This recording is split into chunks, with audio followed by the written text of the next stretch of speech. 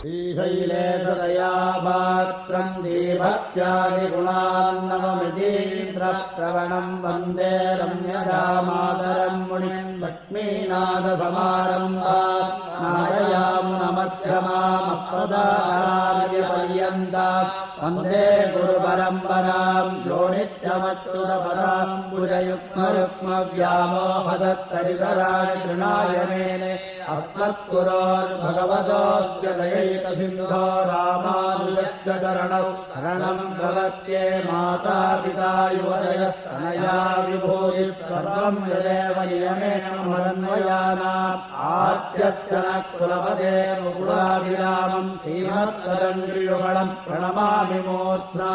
भूतम् सरस्य महदात्मय भट्टनाद श्रीभक्तिसारकुलशेखरयोगिवाहान् भक्तान् विवेणुपरकालयतीन्द्रविस्तात् श्रीमत्पराङ्कुशमुनिम् प्रणतोऽस्मि नित्यम्